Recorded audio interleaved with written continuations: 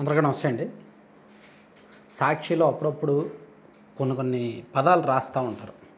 ఆ పదాలు చూసినప్పుడు, చదివినప్పుడు గూస్ బంప్స్ వస్తాయన్నమాట. అంటే వైసీపీ వాళ్ళకి ఆ సాక్షి పాఠకులకు వస్తాయో లేదో తెలియదు కానీ నాకైతే వస్తుంటాయి. ఎందుకంటే వీళ్ళకి కూడా పత్రికా స్వేచ్ఛ అంటే తెలుసా, వీళ్ళకి కూడా జర్నలిజం అంటే తెలుసా, వీళ్ళకి కూడా భావ ప్రకటన స్వేచ్ఛ అంటే తెలుసా అని. ఈరోజు సాక్షిలో ఒక వార్త వచ్చింది. పత్రికా స్వేచ్ఛను హరిస్తుంది ప్రభుత్వం, భావ ప్రకటన స్వేచ్ఛను హరిస్తుంది ప్రభుత్వం అని. ఇదే వార్తని 2019 నుంచి 2024 మధ్యలో అదే సాక్షిలో రాసి ఉంటే ఖచ్చితంగా ఇప్పుడు ఈ పరిస్థితి వచ్చేది కాదేమో సాక్షికి.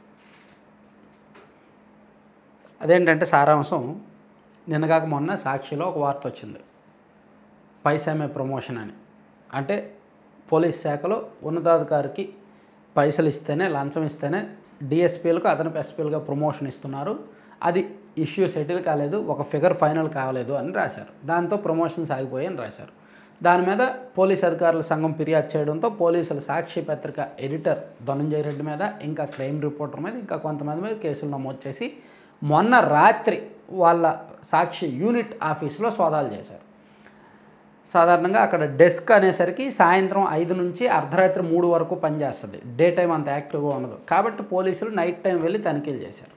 సో ఈరోజు సాక్షిలో దానికి కొనసాగింపుగా పత్రికా స్వేచ్ఛకు ఆటంకం, భావ ప్రకటన స్వేచ్ఛకు విఘాతం, రాష్ట్రంలో ఎమర్జెన్సీ వచ్చేస్తుంది, అన్నీ రాశారు. ఇవన్నీ పెద్ద పెద్ద పదాలు, అవన్నీ సాక్షికి చెల్లవు.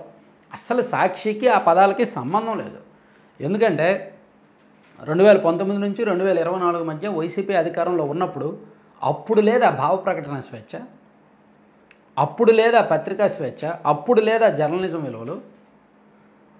మీకు ఇప్పుడు రాష్ట్రంలో ప్యూర్లీ పార్టీలు ఎలా విడిపోయాయో, కులాల వారీగా రాజకీయం ఎలా విడిపోయిందో మీడియాలు కూడా అలాగే విడిపోయాయి.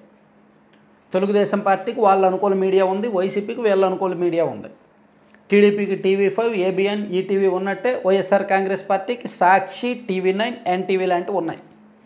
వీళ్ళకి కొన్ని తోక ఛానళ్ళు ఉన్నాయి, వీళ్ళకి కొన్ని తోక ఛానళ్ళు ఉన్నాయి, వీళ్ళకి సోషల్ మీడియాలు ఉన్నాయి, వాళ్ళకి సోషల్ మీడియాలు ఉన్నాయి, వీళ్ళకి మంది మార్బలం ఉంది, వీళ్ళకి మంది మార్బలం ఉంది.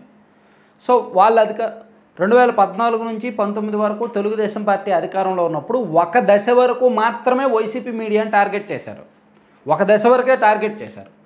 కానీ 2019 నుంచి 2024 వరకు వైసీపీ అధికారంలోకి వచ్చాక ఒక దశ అనేది వదిలేసి అన్ని దశల్లోనూ టీడీపీ మీడియాని టార్గెట్ చేశారు.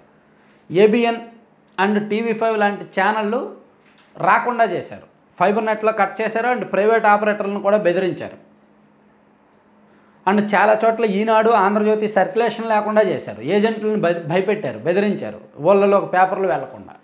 అండ్ ఆ ఛానల్స్లోనూ దానిలో పనిచేస్తున్న జర్నలిస్టుల మీద కేసులు పెట్టారు. ఉదాహరణకు జర్నలిస్ట్ మూర్తి గారి మీద రాజద్రోహం కేసు పెట్టారు ఏకంగా. ఆయన రఘురామకృష్ణరాజు గారిని ఇంటర్వ్యూ చేశారని అసలు దేనికి సంబంధం లేని రాజద్రోహం కేసు పెట్టారు. ఒక జర్నలిస్టు ఒక పొలిటీషియన్ని ఇంటర్వ్యూ చేసినప్పుడు అది చూసిన ప్రజలు ప్రభావితమైతే అది వాళ్ళ తప్ప. సో దాని మీద జర్నలిస్ట్ మీద రాజద్రోహం కేసు పెడతారా? మరి అది భావ ప్రకటన స్వేచ్ఛ కాదా? అది పత్రికా స్వేచ్ఛ కాదా? అది జర్నలిజం విలువలు కావా? సో అప్పుడు అంతంత పెద్ద సెక్షన్ల మీద కేసు పెట్టారే, అప్పుడు ఇవేమీ గుర్తు రాలేదు, ఇప్పుడు మాత్రం గుర్తొచ్చాయా?